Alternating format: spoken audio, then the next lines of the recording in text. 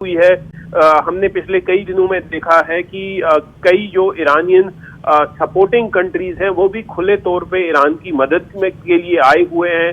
उन्होंने वेपन्स वगैरह जो है ईरान को भेजे हैं और ये इंटेलिजेंस रिपोर्ट जो है ये अमेरिका ही टाइम टू टाइम दुनिया को बता रहा था उन कंट्रीज के बारे में जो ईरान को सपोर्ट कर रही हैं। बिल्कुल। आप देख लीजिए जिस तरह से रशिया और यूक्रेन का युद्ध चल रहा है, जिसमें खुले तौर पे नेटो कंट्रीज जो है लगातार यूक्रेन की मदद कर रही हैं। एक एंटी रशिया ब्लॉक जो है वो मदद कर रहा है यूक्रेन की। वैसे ही हालात अगर कहीं मिडल ईस्ट में बन गए कि एक एंटी अमेरिका ब्लॉक जो है जिसमें चाइना, रशिया मुख्य तौर पे कंट्रीज हैं, अगर वो ईरान की सपोर्ट में आ जाते हैं, ईरान को खुले तौर पे वेपन और पैसा सपोर्ट करते हैं, तो कहीं ना कहीं ये जो युद्ध है ये काफी लंबा खिंच सकता है। जिस तरह से हम देख रहे हैं कि पिछले 3 साल हो गए हैं यूक्रेन और रशिया का जो जंग है वो चल रही है, लेकिन देखिए नुकसान वहां की आम जनता का होगा, आम जनता मारी जाएगी।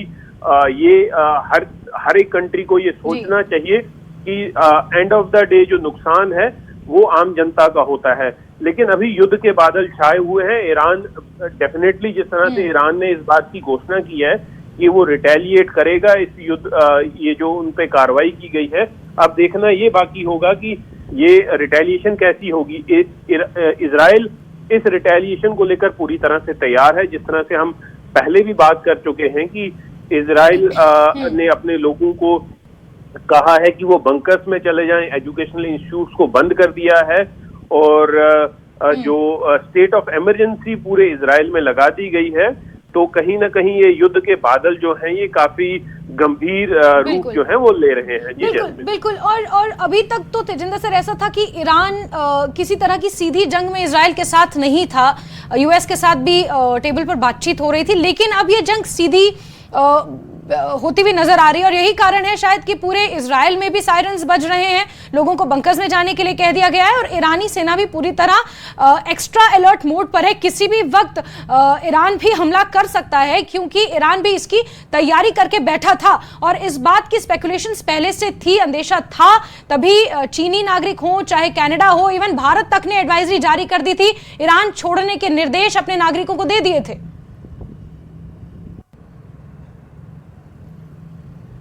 जी तेजिंदर जी। जैस्मिन, कई कंट्रीज ने लगातार पहले तो कोशिश की थी कि यहाँ पर जो हालात हैं मिडिल ईस्ट में वो ऐसा रुख ना लें जहाँ पर जंग के बादल जो हैं वो छा जाएं, लेकिन एज अ प्रिकॉशनरी मेजर कई कंट्रीज ने अपने जो लोग थे वहाँ पर, जो सिटीजन थे, जो इन कंट्रीज जो ईरान में या तो घूमने के लिए गए थे या वहाँ पर पढ़ रहे थे, उन्हें वहां से निकलने के आदेश दे दिए थे। एक ऐसी एडवाइजरी जारी कर दी गई थी कि लोगों को ये कहा गया था कि आप वहां से निकलें। भारत ने भी पूरी अपने जितने वहां पर नागरिक हैं उन्हें वहां से निकलने के लिए कहा था। तो कंट्रीज तो ये समझ चुकी थी कि वहां पर हालात जो हैं वो सामान्य नहीं है। कई कंट्रीज ने वहां ईरान से जो उनके दूतावास के सदस्य हैं, जो दूतावास का स्टाफ है, उसे भी कम कर दिया था, वहां से निकाल दिया था। तो ये बात अब जग जाहिर हो चुकी थी कि जो हालात है मिडिल ईस्ट में वो एक सीरियस टर्न लेंगे। जिस तरह से आपने कहा कि इजराइल और ईरान के बीच में डायरेक्ट कॉन्फ्लिक्ट नहीं था। रिसेंटली अगर आपको याद होगा, जब इजराइल ने गाजा पे ऑफेंसिव लॉन्च किया था उस हमले के बाद, जिसमें हमास के लोगों ने इजराइल में पार्टी गोअर्स और लोगों पे एक सरप्राइज अटैक लॉन्च किया था, उसके बाद जब इजराइल ने रिटेलिएट किया था। बिल्कुल सर, एक सेकंड, एक और ब्रेकिंग आई है। ईरान में 30 ठिकानों पर आईडीएफ ने हमला किया है। उत्तरी और पश्चिमी तेहरान में नए धमाके हुए हैं, यानी कि आईडीएफ पूरी तरह से एक्शन मोड में है और इजराइल के हमले में तेहरान एयरपोर्ट को नुकसान पहुंचा है। बड़ी खबर आपको बता रहे हैं, ईरान के राजधानी तेहरान के एयरपोर्ट को नुकसान पहुंचा है। एयरपोर्ट पर भी रॉकेट्स दागे गए हैं। ईरान में 30 ठिकानों को आईडीएफ ने निशाना बनाया है और इस बीच बड़ी खबर आपको बता रहे हैं, जहां एक के बाद एक धमाके सुनाई दे रहे हैं। इससे पहले 3 लगातार धमाके हुए और अब 30 धमाकों की सूचना मिल रही है। तेहरान में एयरपोर्ट को नुकसान पहुंचाया गया है और साथ ही साथ इस बीच बड़ी खबर आपको बता रहे हैं, जहां इजराइल के ऑपोजिशन लीडर तक ने ट्वीट करके ये कह दिया है कि इस वक्त ना कोई कोलिजन है, ना कोई ऑपोजिशन है, सिर्फ और सिर्फ आईडीएफ है और बाकी जनता उसके पीछे है। तेजिंदर सर, देखिए जैस्मिन, ये जाहिर था कि जब भी जंग की सिचुएशन होती है तो अपोजिशन लीडर जो हैं वो गवर्नमेंट के साथ खड़े होते हैं, अपनी सेना के साथ खड़े होते हैं। अब क्योंकि ये जो जंग है ये एस्केलेट कर चुकी है, जैसे अभी रिपोर्ट्स बता रही हैं कि 30 से ज्यादा ठिकानों पर आईडीएफ जो है, इजरायली डिफेंस फोर्सेस, उन्होंने अटैक किया है। कई जिनमें ईरान के इंटेलिजेंस हेडक्वार्टर्स हैं, कई एयरपोर्ट्स हैं, उनको निशाना बनाया गया है। तो कोशिश ये की गई थी कि ईरान में मैक्सिमम डैमेज हो ताकि ईरान जो है वो रिटेलिएट ना कर पाए। ठीक है। हर बार जी बिल्कुल बिल्कुल। तेजिंदर सर, मैं आपके पास आऊंगी बहुत सारी और सवालों के साथ, लेकिन फिलहाल के लिए सर आपका बहुत बहुत शुक्रिया और सीधे चलते हैं न्यूज रूम, जहां से मेरे सहयोगी अबू हुरैरा इस वक्त जुड़ चुके हैं। उनके पास और ज्यादा ताजा तरीन अपडेट्स है। अबू जरा बताएं, मैक्सिमम डैमेज ईरान को करने की कोशिश है इजराइल की, 30 अन्य ठिकानों पर धमाके सुनाई दिए गए हैं, कुछ महत्वपूर्ण स्थान है, एयरपोर्ट हो गया, इंटेलिजेंस ऑफिस हो गया, इसके अलावा क्या जानकारियां हैं? बिल्कुल जैस्मिन, देखिए बहुत बड़ी खबर इस वक्त आ रही है, क्योंकि पूरे मिडिल ईस्ट की बात की जाए तो कई दिनों से एक तरह से जो दबाव बना हुआ था, जो तनाव का माहौल था कि कभी भी ईरान पर हमला हो सकता है। और इस वक्त की सबसे बड़ी खबर अपने दर्शकों को हम बता दें कि ईरान में 20 से ज्यादा जगहों पर एक साथ आईडीएफ ने हमला किया है। और एक चीज यहां पर और क्लियर कर दें कि इसमें सिर्फ इजराइल नहीं बल्कि अमेरिका के सैनिक भी इस मिशन में शामिल हैं, जो पूरे तौर पर यह बड़ा अटैक किया गया है। और आपको बता दें कि तेहरान के एक एयरपोर्ट से भी धमाके की आवाजें सुनी गई हैं और यहां से धुआं उठता दिखाई दे रहा है, जिसके बाद पूरे तेहरान में इमरजेंसी नाफिज कर दी गई है। कई ठिकानों पर एक साथ आईडीएफ ने यह बड़ा हमला किया है और उसके बाद एक तरह से पूरे ईरान में एक तरह से अफरा तफरी का माहौल इस वक्त बना हुआ है। खुद पहले इजराइल के डिफेंस मिनिस्टर ने इसको क्लियर किया था, उन्होंने इस धमाके की एक तरह से तस्दीक की थी कि एक बड़ा हमला ईरान के ऊपर किया गया है। और अब ईरान से भी इस तरह की खबर आ रही है, ईरान ने भी इस खबर की एक तरह से तस्दीक कर दी है, ईरान ने भी पुष्टि की है इस बड़े हमले की। और ईरान ने यह भी माना है कि एक साथ कई बड़े हमले एक तरह से आईडीएफ की तरफ से किए गए हैं। आपको बताते चलें कि इससे पहले एक अपडेट और आया है, जहां यह बताया जा रहा है कि ईरान सुपर लीडर जो अयतुल्ला खamenei हैं, उन्हें तेहरान से शिफ्ट कर दिया है किसी सिक्योर्ड लोकेशन पर। यह भी अपडेट सामने निकल कर आया है। बिल्कुल जैस्मिन, देखिए इससे पहले जब इजराइल के साथ जंग हुई थी, ईरान की 12 दिनों की जंग चली थी, उसमें भी आप देखिए कि ईरान के सुप्रीम लीडर अयतुल्ला अली खामनेई को लेकर इस तरह के अपडेट्स आए थे कि उन्हें कहीं शिफ्ट कर दिया गया है, उन्हें अंडरग्राउंड एक तरह से कर दिया गया है। और जिस तरह से पिछले कई दिनों से लगातार यह खदशा बना हुआ था और यह जाहिर किया जा रहा था कि किसी वक्त भी अमेरिका और इजराइल की तरफ से तेहरान पर अटैक हो सकता है, ईरान पर अटैक हो सकता है, उसके बाद से ही ईरान बहुत फूंक फूंक कर कदम रख रहा था। हालांकि इस बीच ईरान के सुप्रीम लीडर अयतुल्ला खामनेई जब भी जुमे की नमाज होती थी, वो जुमे की नमाज में एक तरह से खुतबा देते थे, स्पीच देते थे और वो एक तरह से निकल कर सामने आए थे। लेकिन आज हमले के बाद अयतुल्ला अली खामनेई कहां है, ईरान के सुप्रीम लीडर इस वक्त कहां पर हैं, यह जानकारी शुरुआती तौर पर अभी निकल कर नहीं आ रही है। लेकिन इतना जरूर है, जिस तरह से हमले का डर बना हुआ था, जिस तरह से खदशा बना हुआ था कि अमेरिका और इजराइल किसी वक्त तेहरान पर हमला कर सकते हैं,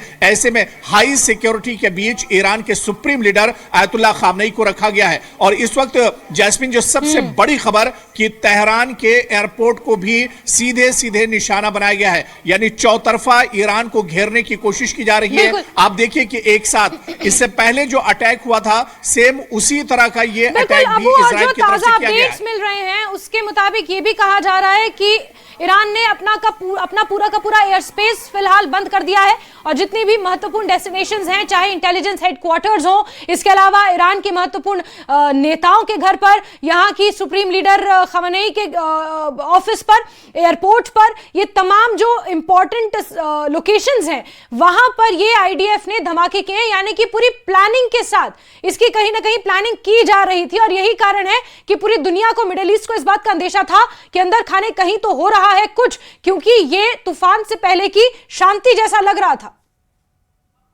जास्मिन, आपने बिल्कुल कहा कि किसी बड़े तूफान से पहले की जो शांति थी, और ये मानकर चला जा रहा था कि रमजान का महीना शुरू हुआ है, शायद अमेरिका या इजराइल की तरफ से इस तरह का हमला रमजान के महीने में ना किया जाए। लेकिन आप देखिए कि रमजान से पहले ये पूरा तनाव शुरू हुआ था, और उसके बाद रमजान के ठीक महीने में आज 10वां रोजा है रमजान का, और इस बीच बड़ा हमला आईडीएफ की तरफ से किया गया है। इस बीच आपको बताते चलें कि पैटर्न सेम वही है जो इससे बिल्कुल। अब एक सेकंड रोक रही हूं, आपको बड़ी खबर। इजराइल ने अमेरिका के साथ मिलकर हमला किया है तेहरान में, खamenei मौजूद नहीं है।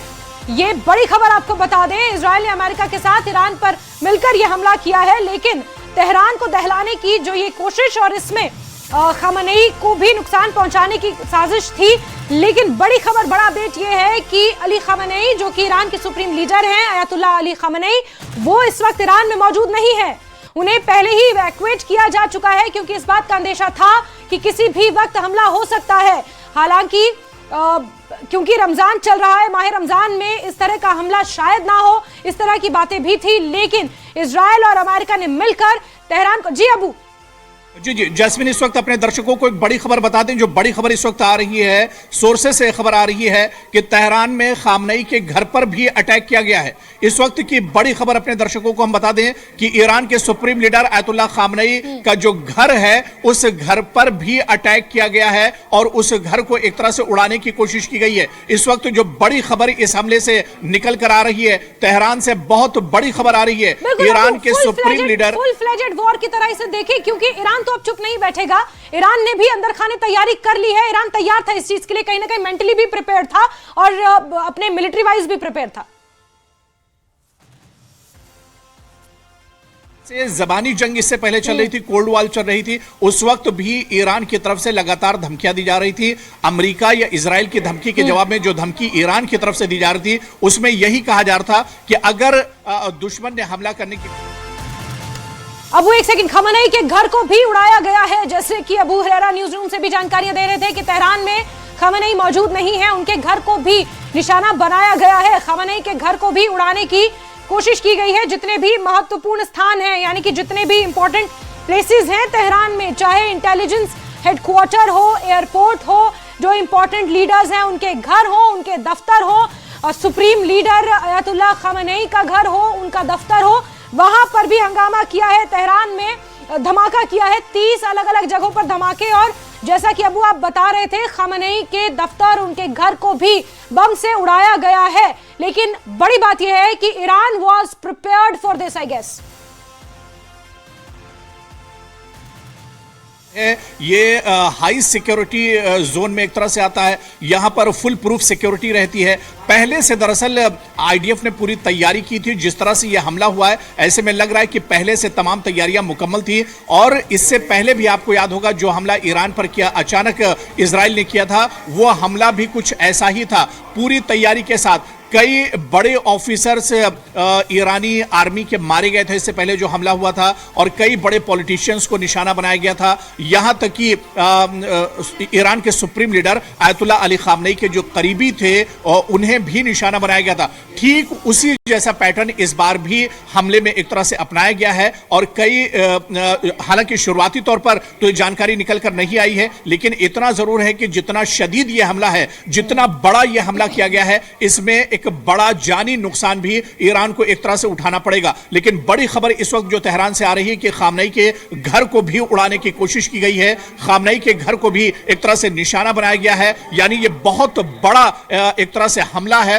पूरी प्लानिंग दरअसल पहले तैयार की गई थी, एक मैकेनिज्म तैयार किया गया था जास्मीन इस हमले के लिए, और उसके बाद पूरी ताकत से यह हमला आईडीएफ की तरफ से ईरान पर किया गया है। बिल्कुल बिल्कुल अबू, और इसमें ताजा अपडेट ये है कि जिस तरह से अलग अलग जगहों पर ये धमाके आईडीएफ की तरफ से किए गए हैं, चाहे इजराइल हो चाहे ईरान, दोनों ही फुल फ्लेजेड वॉर की तरफ बढ़ते हुए नजर आ रहे हैं, क्योंकि इजराइल ने भी अपने नागरिकों को बंकर्स में जाने के निर्देश दे दिए हैं। स्कूल कॉलेजेस इजराइल में भी बंद कर दिए गए हैं।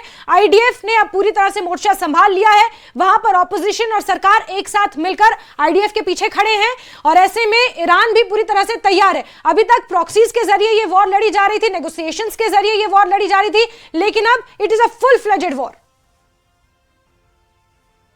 इस जंग को टालने की बहुत कोशिश की गई, अमेरिका ने भी पूरी कोशिश की। डोनाल्ड ट्रंप भी ये कह रहे थे कि बातचीत चल रही है और बातचीत अगर ईरान मान जाता है, ईरान जो डील है अगर उस पर तैयार हो जाता है तो फिर ये जंग नहीं होगी। और लेकिन जिस तरह का ईरान का रवैया देखने को मिला, हालांकि ईरान अपनी शर्तों पर बातचीत करने के लिए तैयार था और जिस तरह की बातचीत हो रही थी उसमें डील नहीं हुई और आखिरकार मिडिल ईस्ट में वही हुआ जिसका एक तरह से खदशा था। यह माना जा रहा था कि पूरा मिडिल ईस्ट दरअसल आग के ढेर पर है और कभी भी एक छोटी सी चिंगारी। तस्वीरें भी साथ साथ दिखा रहे हैं। इससे पहले जो आपने खबर दी थी कि खamenei के घर को उड़ाया गया है, ये वो तस्वीरें हैं। ये खamenei का घर जिसे उड़ाया गया है। खamenei के घर को, उनके दफ्तर को, इंटेलिजेंस के हेडक्वार्टर को, एयरपोर्ट को, कयूम है, खुरमाबाद है, इस्फहाना है, तेहरान है। ये वो अलग अलग लोकेशंस हैं जहां इजराइल यूएस एयर स्ट्राइक्स ने ईरान में ये एयर स्ट्राइक्स की हैं और पूरे ईरान में अफरा तफरी का माहौल है। एक तरह से इमरजेंसी घोषित यहां पर भी कर दी गई है। वहीं बड़ी खबर आपको बता दें कि ये खamenei के घर की तस्वीरें जहां धमाका हुआ है और कितने प्लान्ड तरीके से ये एयर स्ट्राइक्स की गई हैं। बड़ी खबर आपको बता दें और इसमें और इजराइल ने इस ऑपरेशन का नाम भी बाकायदा रखा है, शील्ड ऑफ जुदाह रखा गया है इस ऑपरेशन का नाम। इजराइल ने जिस तरह से ईरान पर ये हमले किए हैं 30 अलग अलग लोकेशंस पर, तेहरान में ये धमाके किए हैं, बाकायदा इसका नाम भी रखा गया है। और इजराइल ने एक तरह से ऐलान जंग कर दिया है और यूएस के साथ मिलकर इजराइल ने ये हमला ईरान पर किया है, ऐसा ईरानी मीडिया का दावा है। जी अबू।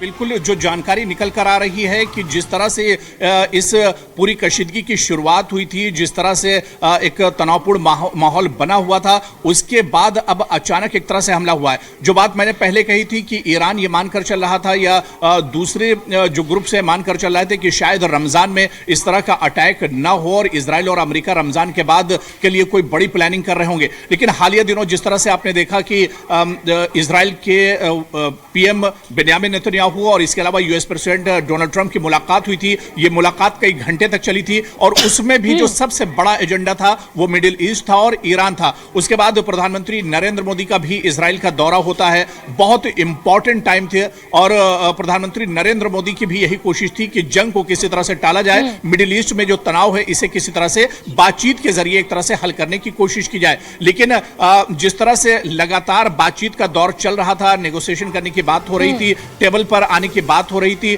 कई कंट्रीज दरअसल इसमें लगे हुए थे मेडिटेशन करने के लिए, लेकिन फिर भी एक तरह से बात नहीं बनी और आज आईडीएफ ने एक बड़ा हमला किया है। और जास्मिन, जिस तरह से शुरुआती खबर निकल कर आ रही है कि यह हमला दरअसल संयुक्त एक अटैक है जिसमें अमेरिका और इजराइल दोनों ही के सिक्योरिटी फोर्सेस इसमें शामिल हैं, जो इतने बड़े पैमाने पर यह हमला किया गया है क्योंकि एक साथ ईरान को कई तरफ से घेरने की कोशिश की गई है। सिर्फ तेहरान नहीं बल्कि तेहरान के आसपास के कई बड़े शहर हैं जो अंडर अटैक हैं, जो जिन पर एक तरह से निशाना साधा गया है। और इसके अलावा बड़ी खबर यह आ रही है कि तेहरान का जो एयरपोर्ट है, जो बहुत इंपॉर्टेंट एयरबेस भी ईरान का माना जाता है, उस वहां से भी धुआं उठता हुआ दिखाई दे रहा है। यानी इस एयरपोर्ट को भी एक तरह से आईडीएफ ने निशाना बनाया है। और सबसे बड़ी खबर जो इस वक्त आ रही है, जिसको हमने अपने जो व्यूअर्स हैं उन्हें बताया भी है कि ईरान के सुप्रीम लीडर आयतुल्लाह खामनेई के घर पर भी, जो हाई सिक्योरिटी जोन में घर है, उस घर को भी निशाना बनाया गया है।